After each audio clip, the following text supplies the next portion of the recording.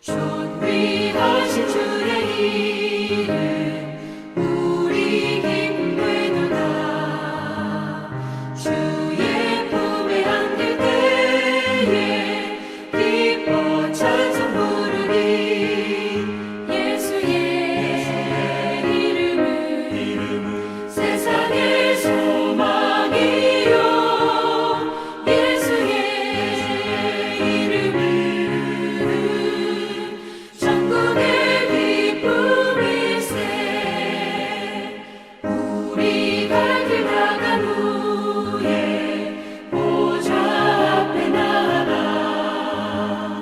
왕의 왕께 경배하며 면류관을 드리리.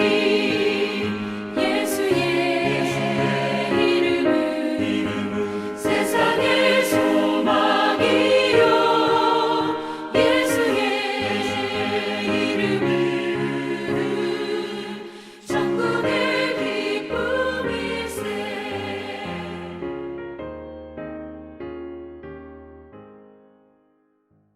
이제 우리 함께 오늘 우리에게 주시는 하나님의 말씀을 읽겠습니다. 누가복음 3장 1절부터 6절입니다. 디베rio 황제가 왕위에 오른 지 15째 해에 곧 본디오 빌라도가 총독으로 유대를 통치하고 헤롯이 분봉왕으로 갈릴리를 다스리고 그의 동생 빌립이 분봉왕으로 이두레와 드라고니 지방을 다스리고 루사니아가 분봉왕으로 아빌레네를 다스리고 안나스와 가야바가 대제사장으로 있을 때에 하나님의 말씀이 광야에 있는 사가랴의 아들 요한에게 내렸다. 요한은 요단강 주변 온 지역을 찾아가서 죄 사함을 받게 하는 회개의 세례를 선포하였다. 그것은 이사야의 예언서에 적혀 있는 대로였다. 광야에서 외치는 이의 소리가 있다. 너희는 주님의 길을 예비하고 그 길을 곱게 하여라. 모든 골짜기가 메우고 모든 산과 언덕은 평평하게 되고 굽은 것을 곱게 하고 험한 길은 평탄하게 해야 할 것이니 모든 사람이 하나님의 구원을 보게 될 것이라. 아멘. 오늘 1절과 2절을 보면 세례 요한이 사역을 시작하던 당시의 역사적인 배경을 언급합니다. 누가복음은 어떤 이야기를 진행하기 전에 이렇게 이 일의 역사적인 사건이 어떤 것인지를 밝혀주는 경우가 많습니다. 예를 들어 세례 요한이 잉태되던 때도 그렇고요. 1장 5절이죠. 그리고 또 예수님이 태어나던 이야기도 그렇습니다. 2장 1절부터 2절에서 우리가 그것을 확인할 수가 있습니다. 누가복음뿐만 아니라 다른 복음서들도 예수님의 가르침만 소개하는 것이 아니라 그것이 실제 사건임을 강조합니다. 이런 특징은 우리가 믿는 기독교 신앙이 관념이나 이론 또는 깨달음에 기반하는 것이 아니라 역사적인 사실에 기반하고 인격적인 존재에 기반하는 것임을 보여주는 것입니다. 예를 들어 불교의 경우는 깨달음이 굉장히 중요합니다. 스가모니가 무엇을 했느냐, 스가모니가 어떤 존재냐, 이런 것은 결정적인 문제가 아닙니다. 중요한 것은 자기 자신의 깨달음입니다. 그래서 스가모니는 가르치기를 각자가 대오각성하여 자신 안에 있는 부처를 깨닫고 각자가 부처가 되어야 한다고 이야기했습니다. 그런데 기독교 신앙은 깨달음의 종교가 아닙니다. 물론 우리도 하나님께서 우리에게 주신 지성과 성령님을 따라 하나님의 말씀을 통해 자신에게 주시는 하나님의 뜻을 찾고 따라야 합니다. 그러나 우리는 우리의 깨달음에 능력이 있다고 보질 않습니다. 우리의 깨달음조차도 성령님께서 조명해 주시는 것입니다. 그리고 우리의 깨달음보다도 더 중요한 것은 깨달음의 대상인 하나님입니다. 성경적인 깨달음과 세상적인 깨달음의 차이는 세상적인 깨달음은 자신의 마음을 돌아보고 새롭게 하는 것이고 또는 어떤 경전과 가르침의 의미를 깨치는 것이지만은 성경적인 깨달음은 하나님을 인격적으로 만나는 것입니다. 우리가 성경 말씀을 읽고 듣고 묵상하지만 그러나 글자로서 성경을 대하는 것이 아닙니다. 글자로 성경을 배우고 이해하는 것이 아닙니다. 성경을 통해 우리는 인격적으로 하나님을 만나는 것입니다. 철저하게 하나님 중심입니다. 깨달음이나 지식이 아니라 하나님을 인격적으로 만나야 합니다. 그런데 성경에서 말씀하시는 하나님은 철학에서 말하는 제1원인이나 만물의 근본과 같은 그런 개념적인 것이 아닙니다. 성경에서 말씀하시는 하나님은 실제적으로 살아계시며 지금도 말씀하고 계시고 우리와 관계를 맺고 우리의 삶에 역사하시는 분입니다. 이 하나님을 만나지 못하면 우리는 하나님을 믿는 것이라고 말할 수가 없습니다. 그런데 피조물이고 죄인인 유한한 우리가 창조주며 완전하시고 거룩하신 무한하신 하나님을 만나는 것은 사실 불가능합니다. 그래서 하나님께서는 우리가 하나님을 만날 수 있는 길을 우리에게 마련해 주셨습니다. 하나는 완전하시고 무한하신 하나님을 우리 인간이 이해할 수 있도록 자기 자신을 한없이 낮추어서 우리에게 계시하여 주셨습니다. 그것이 바로 말씀 성경입니다. 성경은 하나님의 모든 것을 다 말씀하고 있지는 못합니다.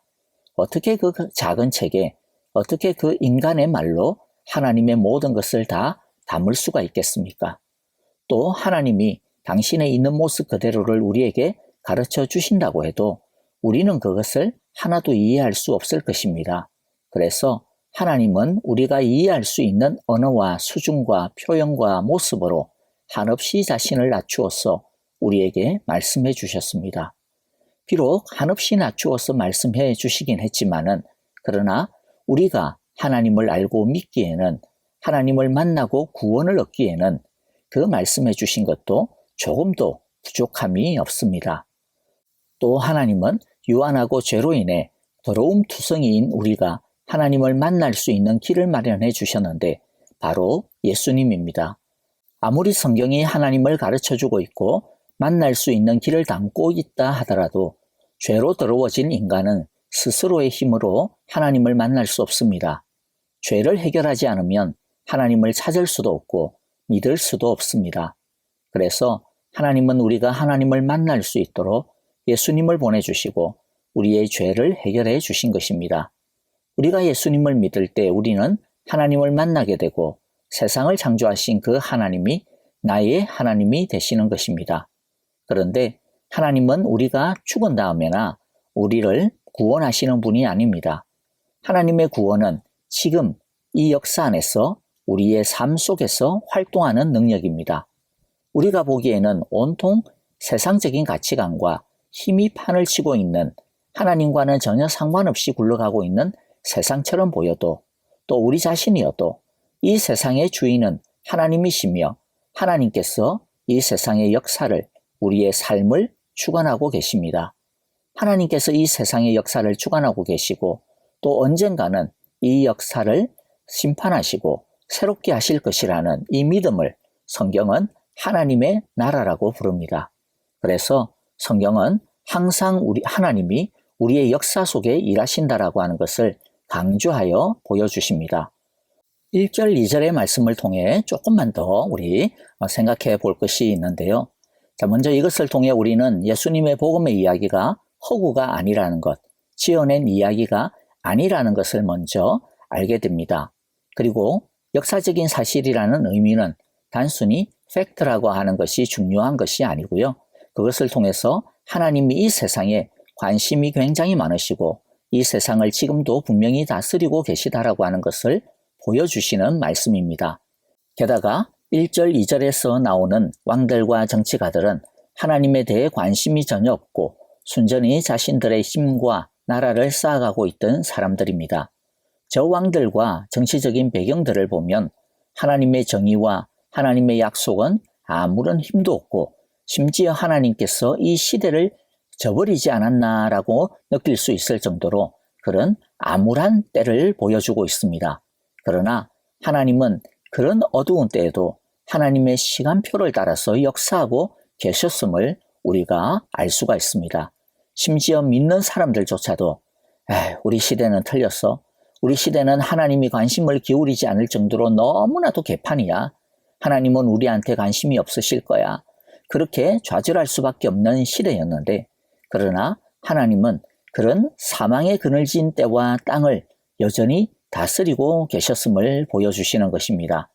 하나님의 사랑은, 하나님의 나라는 우리가 잘 아는 찬양처럼, 예수 나의 참 소망이라고 하는 그 찬양처럼 어둠을 뚫고 오시는 사랑입니다. 우리의 무기력과 무능력, 우리의 절망을 거두시는 사랑인 것입니다.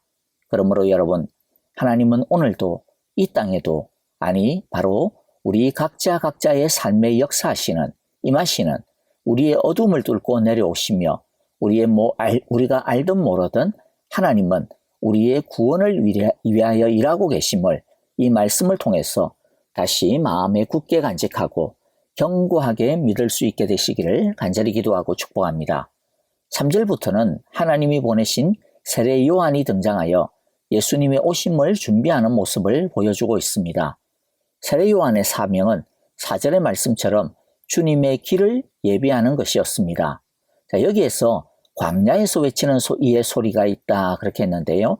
광야라고 하는 것은 누가복음 1장 80절에서 알려주듯이 세례 요한이 지내고 있었던 그 광야를 말하는 것이기도 하지만은, 그러나 장소로서의 광야를 뜻하는 것을 넘어서 세례 요한이 사역하고 있던 당시의 상황을 상징적으로 말합니다. 광야처럼 생명이 없는 영적으로 메마른 당시의 분위기를 표현하고 있는 것이죠. 하나님은 그런 광야와 같은 때에 메시아를 보내주셨습니다. 그리고 사람들이 메시아를 받아들일 수 있도록, 그리하여 3장 6절의 말씀처럼 모든 사람들이 하나님의 구원을 볼 수 있도록 세례 요한을 준비케 하신 것입니다. 세례 요한이 예수님을 위해 준비하였던 가장 중요한 사역은 3절에 나오는 것처럼 회개의 선포였습니다. 죄 사함을 받게 하는 회개의 선포였는데요. 여기서 죄 사함을 받게 하는 회개란 참된 회개를 말합니다. 참된 회개란 자기가 잘못했다고 뉘우치고 애통하고 눈물 흘리고 그렇게 회개하는 것만을 이야기하는 것이 아닙니다. 그것은 겉으로 드러나는 표현이고요. 참된 회개란 하나님 앞에서 자신이 죄인임을 철저하게 인정하는 것입니다. 죄라는 것이 도덕적인 문제가 아니라 하나님과의 문제, 하나님 앞에서의 문제임을 아는 것입니다. 하나님을 왕으로 인정하지 아니하고 섬기지 않고 자기가 주인이 되어 살아온 자기 중심성, 그러한 삶이 죄임을 인정하고 이제부터 하나님을 자신의 주인으로 섬기겠노라, 하나님을 자신의 왕으로 모시겠노라, 그렇게 고백하고 하나님 앞에 엎드리는 것이 회개입니다. 회개란 자기가 하나님께 도무지 나아갈 수 있는 자격이 하나도 없음을, 하나님이 자기를 받아줘야 하는 이유도 하나도 없음을 인정하는 것입니다. 하나님 앞에서 철저하게 무가치하고 무능력함을 인정하고 자기 자신에 대해 절망하는 것이 회개입니다. 그래서 오직 하나님이 자기를 받아주셔야만, 하나님이 자기를 구원해 주셔야만 하나님께 나아갈 수 있다는 것을, 하나님의 구원을 얻을 수 있다라고 하는 것을 인정하고 염치 없지만 하나님의 자비와 사랑만을 붙드는 것, 하나님께서 마련해 주시는 구원의 방법만을 붙드는 것이 바로 회개입니다. 우리가 하나님께 나아가고 또 우리 주님을 만나고, 그래서 아까 처음에 함께 나눈 것처럼 그 주님이 우리의 삶의 현장과 역사 속에서 임하시고 변화시키시는 인격적인 만남을 가지려면 진정한 회개의 길을 걸어야 합니다. 그럴 때 하나님의 신령한 축복이, 하나님의 큰 구원이 우리에게 도달하게 될 것입니다. 말씀을 정리합니다.